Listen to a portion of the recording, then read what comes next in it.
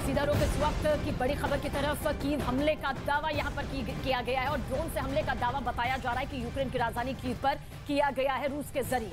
तो देखिए वहां से जो तस्वीर सामने आ रही है, ड्रोन के जरिए हमले होने के बाद यहाँ पर जो रिहायशी इलाके हैं उनको लगातार टारगेट किया जा रहा है रूस की तरफ से। एक बार फिर से जिस तरीके से हमने देखा कि बीते दिनों दक्षिण यूक्रेन पर वो किसी भी तरीके से कब्जा करना चाहता है और अब उसकी नजर एक बार फिर से कीव पर है।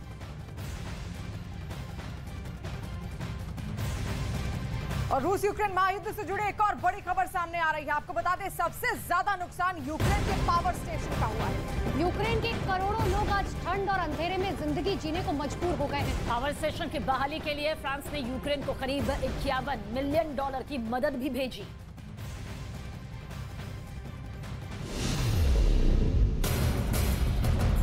इन्हें देखिए, घर से ही सोप मैन्युफैक्चरिंग करते हैं और महीने का 1 लाख कमाती हैं। आप भी सोप मैन्युफैक्चरिंग करना चाहते हो? इनसे सीखना है तो फ्रीडम ऐप को अभी डाउनलोड कीजिए।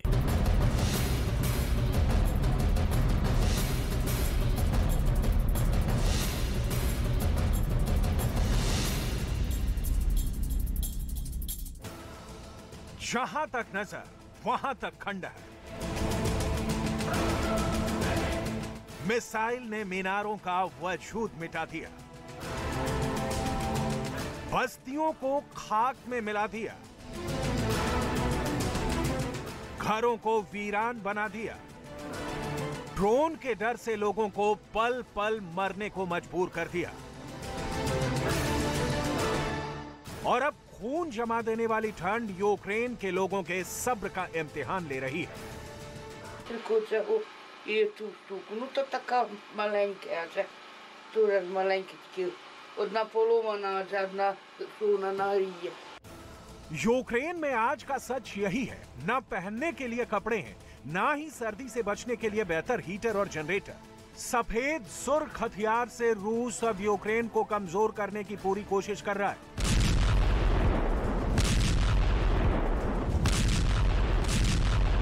Діта лягаю спати по холоду. Кофта тепла, одна, друга, халат, цей. यूक्रेन में बिजली नहीं है, पीने को पानी नहीं, रहने को छत नहीं, सर्दी से बचने के लिए हीटर नहीं, खाने के लिए अनाज नहीं, इमरजेंसी में काम आने वाली दवाएं नहीं। यूक्रेन में अगर कुछ है तो सिर्फ बारूद की गंध, धुएं का गुबार और दहशत वाले दिन।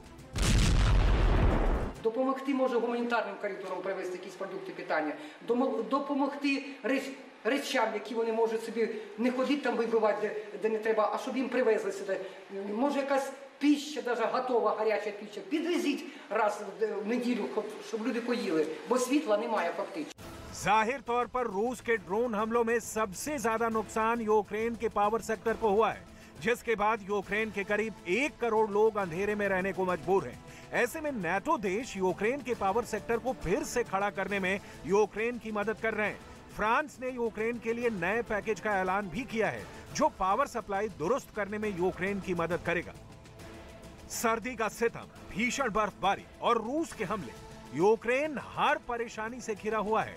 बिजली घरों के तबाह होने से कई इलाके अंधेरे में डूबे हैं। यूक्रेन में बिजली की उत्पादन क्षमता को 40% से ज्यादा नुकसान पहुंचा है, जिसको जल्द से जल्द दुरुस्त करने की कोशिशें जारी हैं।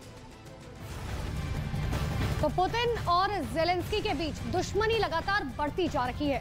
एक तरफ मॉस्को में पुतिन की प्रेस कॉन्फ्रेंस चर्चा में है, जो खुद पुतिन ने रद्द कर दी। और आपको ये भी बता दें कि अफवाह ऐसी है कि पुतिन की तबीयत ठीक नहीं है। तो दूसरी तरफ खबर ये भी है कि यूक्रेन की फौज ने रूस के खिलाफ बड़ा प्लान बनाया है। जेलेंस्की इस ऑपरेशन को खुद कमांड कर रहे हैं। चर्चा हो रही है कि यूक्रेन सीधे मॉस्को पर हमला कर सकता है।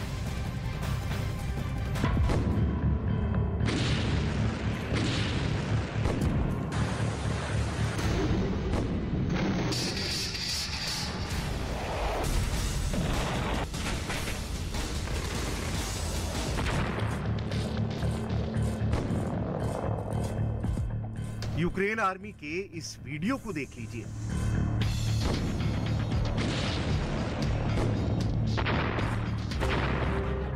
रूस यूक्रेन की जंग की मुकम्मल तस्वीर आपको दिखेगी।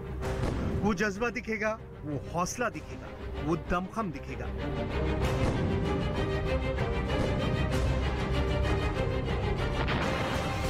वो फुर्ती दिखेगी, वो जोश दिखेगा, वो टाइमिंग दिखेगी और दुश्मन पर टूट पड़ने की ताकत दिखेगी।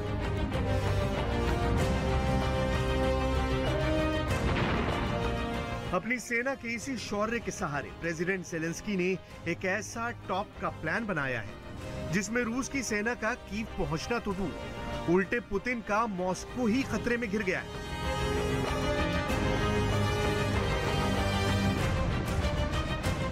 कहा जा रहा है कि ज़ेलेंस्की का टारगेट सेट है कि मॉस्को पर डायरेक्ट अटैक से ही रूस को दहलाएंगे। इसका मतलब है कि ज़ेलेंस्की कीव में बैठे बैठे मॉस्को पर अटैक करेंगे, मिसाइल अटैक।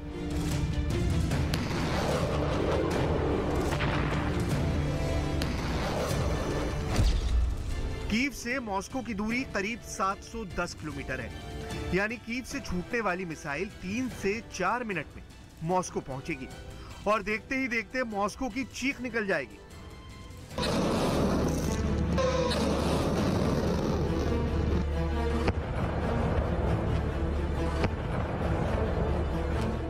सवाल है कि उस वक्त पुतिन क्या कर रहे होंगे, उस वक्त रूस का एंटी डिफेंस सिस्टम क्या कर रहा होगा, उस वक्त पुतिन के टॉप एजेंट क्या कर रहे होंगे। इन सवालों का जवाब डिटेल में आपको दिखाएंगे, लेकिन उससे पहले ज़ेलेंस्की मॉस्को पर हमले की तैयारी कर रहे हैं और मॉस्को जलने वाला है, इसका दावा करने वाले शख्स से मिल लीजिए, जिसका नाम है यूरी नुतोव। नुतोव रूस के मिलिट्री हिस्टोरियन है, यानी सैनिकों का इतिहास लिखने वाले। यूरी रूस के museum of air defence forces यानी एडीएफ के डायरेक्टर हैं। यूरी ने रूस के टेलीविजन शो में जो दावा किया उसकी पूरी एबीसीडी समझना बहुत जरूरी है, क्योंकि ज़ेलेंस्की का नेक्स्ट टारगेट अगर मॉस्को है तो सोचिए युद्ध किस कदर ज़ेलेंस्की वाले पलड़े की ओर झुक गया है।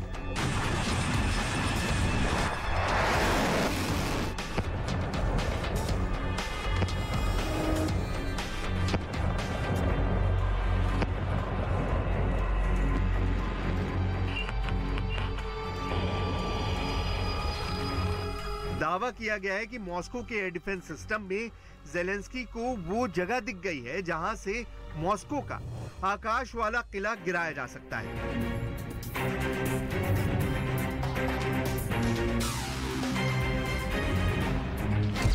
यूरी नुतोव ने दलील दी है कि इस वक्त रूस ने अपने एयर डिफेंस सिस्टम को यूक्रेन बॉर्डर पर तैनात कर दिया है। ऐसा इसलिए किया गया है ताकि जंग लड़ रहे ट्रूप्स को कवर किया जा सके।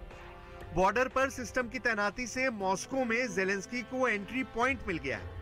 वो खामी पता चल गई है जो रूस के एयर डिफेंस में है। यूरी नुतोव ने यह भी दावा किया है कि रूस की हवाई सुरक्षा में कमी का पता अमेरिका को भी है। एक बार की सोचे तो दावे हैं, दावों का क्या, लेकिन पिछले हफ्ते रूस के सुरक्षा चक्र को जिस तरह से ड्रोन ने तोड़ा, उसकी धज्जियां उड़ा दी, तो रूस ने सीधे तौर पर अमेरिका को ही यूक्रेन को उकसाने के लिए जिम्मेदार ठहराया।